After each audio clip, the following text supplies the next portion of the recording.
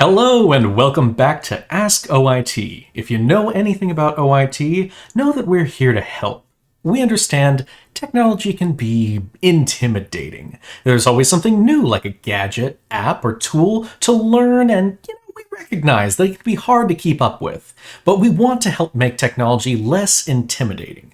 That's why we're here. Each month we'll answer any questions that you've got about tech. You can send us your questions, and we'll do our best to help you out. We being me, Jesse Plaza, and... And me, Yasmin Yahya. Hi. Then Hi. we'll share our expertise with you at the end of the month. Yasmin, are you ready to answer some questions? I would love to. Awesome. What do we got up first?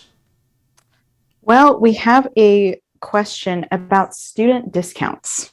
Okay. Spending money is one of my least favorite things, and yet I keep doing it. So, what are some of the discounts available on technology? Well, just off the top of my head, we have three that come to mind. The first are discounts on laptops. We've got a partnership with Dell, and you've got an education discount through Apple. So the big two, if you want a Windows PC or you want a Mac device, you've got options for both. So there's a bit.ly. If you go to bit.ly/SEU tech discounts, that's SEU in all caps, the T and the D also capitalized, you'll get to see things you have available to you. But just generally, you can get a discount on Dell computers straight from Dell. You can get up to $200 off a new Mac from Apple with just your St. Edward's ID.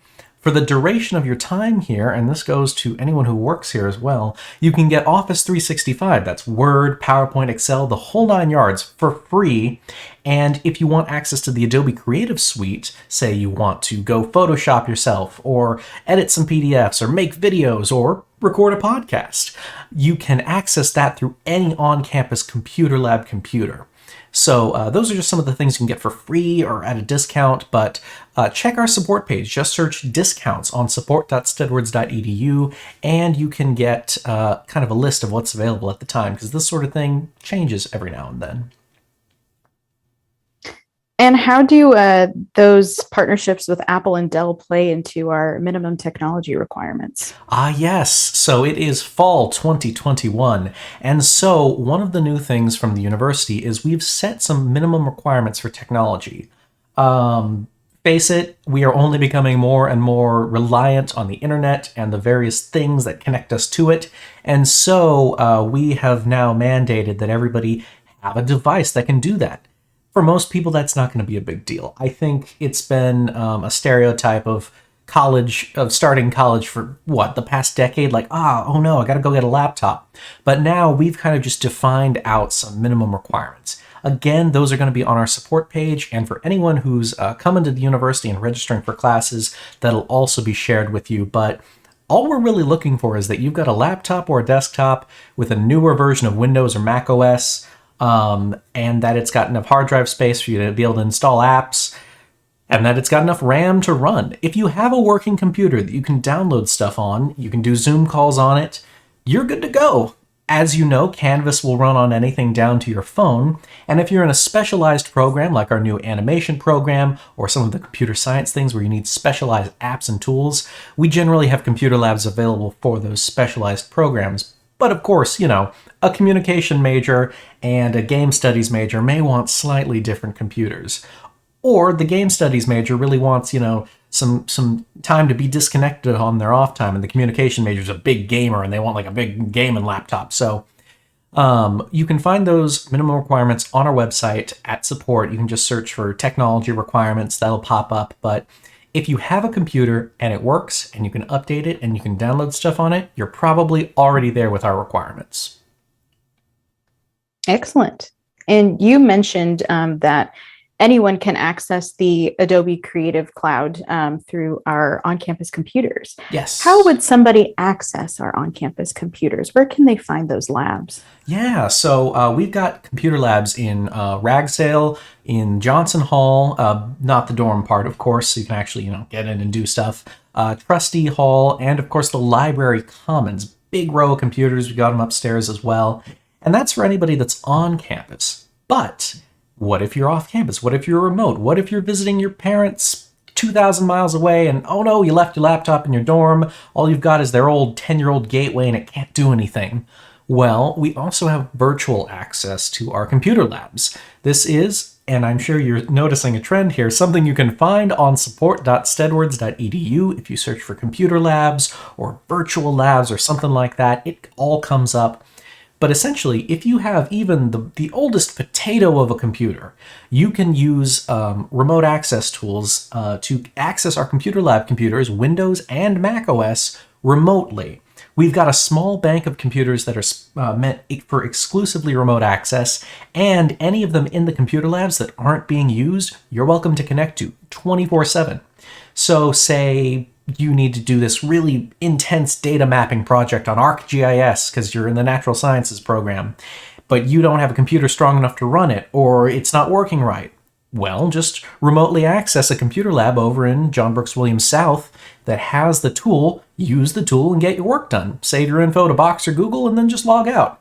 You don't need to be tied down to a specific computer if you don't want to be. Everything that's going to be required for succeeding at St. Ed's is going to be on our computer lab computers. So if you're ever finding yourself without that, or you're off campus, or you just don't want to use or install stuff on your own, remote into them. Use them virtually. We rolled that out during the pandemic, and I think it's something that will be here to stay, just because it's really nice to have. I would agree.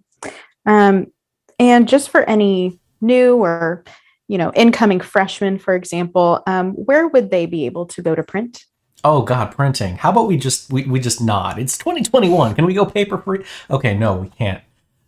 We, similarly to computer labs, we've got printers spread out through campus. Actually, we've got them in the exact same locations. So, Johnson Hall, Ragsdale, Trustee, the library. We also have some in just other spaces, but those are going to be the big ones. They're tied to our computer labs. So again, you can just go connect to them through the computer lab computers and print out what you need to print out. We're working to maybe overhaul how we do printing on campus, but for the meantime, you can access all that just through the computer labs. You do not need to, and I would not recommend spending money on a printer for your dorm, because then you've got to worry about ink, you've got to worry about paper. You're already paying us to do that for you. So use the printers on campus. Message us at support@stedwards.edu if they're ever not working or they're not equipped properly, and we'll get out there and fix them, because I will say this, in my professional, personal opinion, printing sucks. Let us worry about it. You just print out what you need to print out. Hear, hear. Let's put that on a t-shirt. Can we? Let's talk about it later.